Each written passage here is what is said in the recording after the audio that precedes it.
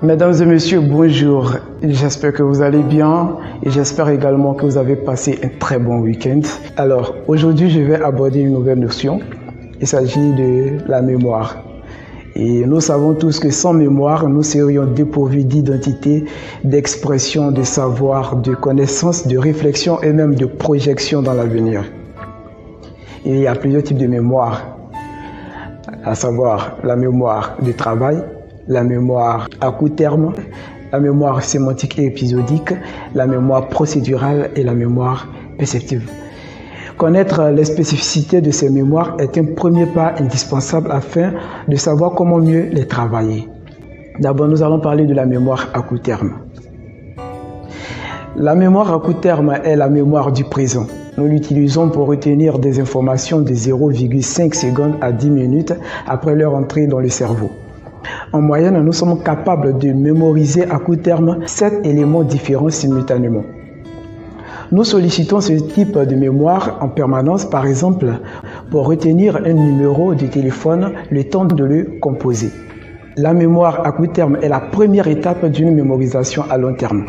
Il existe en effet des interactions entre les deux systèmes de mémoire. Si nous souhaitons apprendre un poème, nous pouvons engager un processus volontaire d'apprentissage en le répétant plusieurs fois afin de le stocker dans la mémoire à long terme. Maintenant, parlons de la mémoire de travail ou immédiate.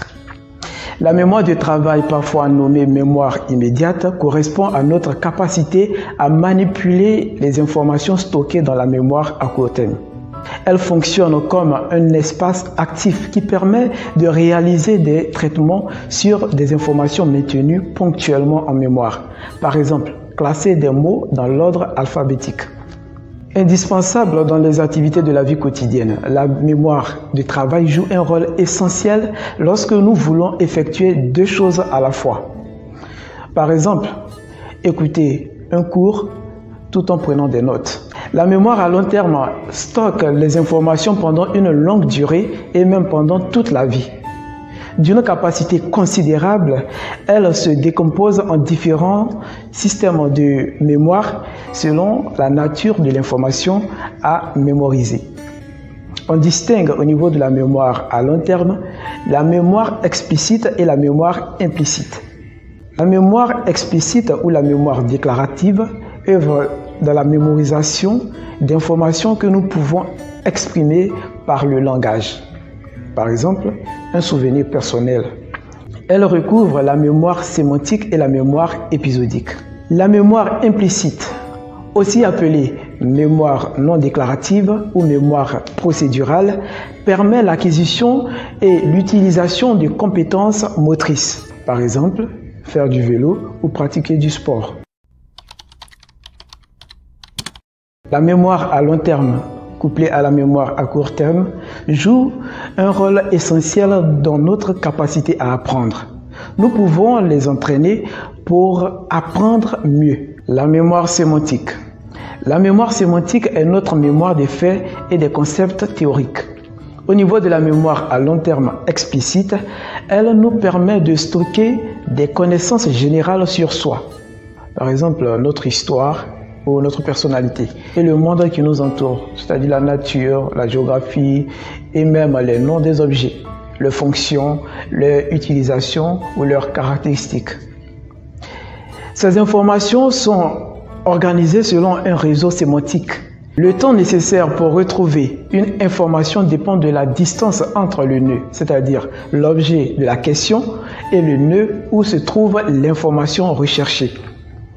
Dans ce système, il n'y a pas d'oubli, mais seulement ce que l'on appelle un défaut d'accessibilité, c'est-à-dire une difficulté à retrouver le nœud où se trouve l'information. La mémoire à long terme met également en œuvre la mémoire épisodique. Elle a la capacité de stocker les informations concernant les événements vécus et leur contexte, c'est-à-dire le lieu, la date ou l'état émotionnel. Cette mémoire permet ainsi de voyager mentalement dans le temps et de se projeter dans le futur. Par exemple, la mémoire épisodique entre en action chez une personne à qui l'on demande d'évoquer un souvenir qui s'est déroulé au cours des derniers mois ou de penser aux prochaines vacances afin d'imaginer ce qui peut s'y passer. La mémoire procédurale ou motrice. Très résistante dans le temps, la mémoire procédurale, qui est une mémoire implicite, est la seconde partie de la mémoire à long terme. Elle correspond à la mémoire des automatismes, des habiletés et des savoir-faire. La mémoire procédurale est dite inconsciente car l'exécution des gestes habituels est automatique et ne demande pas d'effort mental. Par exemple, lorsque nous faisons du vélo, nous ne mobilisons pas consciemment nos muscles pour pédaler et nous tenir en équilibre. La mémoire perceptive correspond à la mémoire des sensations ressenties grâce à nos 5 sens. Elle stocke des images ou des bruits, des voix, sans s'en rendre compte. C'est notamment cette mémoire qui est à l'œuvre lorsqu'une personne rentre chez elle par habitude grâce à des repères visuels. La mémoire perceptive permet de rappeler des événements de manière brève grâce à des perceptions visuelles, auditives, tactiles, gustatives et sonores. Ainsi, le souvenir exact du goût du chocolat ne dure que quelques secondes. La mémoire eidétique, également appelée mémoire photographique ou absolue, est l'hypothèse selon laquelle l'être humain serait doté d'une faculté à se souvenir presque parfaitement d'une grande quantité d'images, de sons ou d'objets dans leurs moindres détails pendant environ 30 secondes. Merci de m'avoir suivi, j'espère que la vidéo vous a plu. Si c'est le cas, n'hésitez pas à la partager et à vous abonner si ce n'est pas encore fait. Restez toujours connectés. À la prochaine pour une autre notion. Au revoir.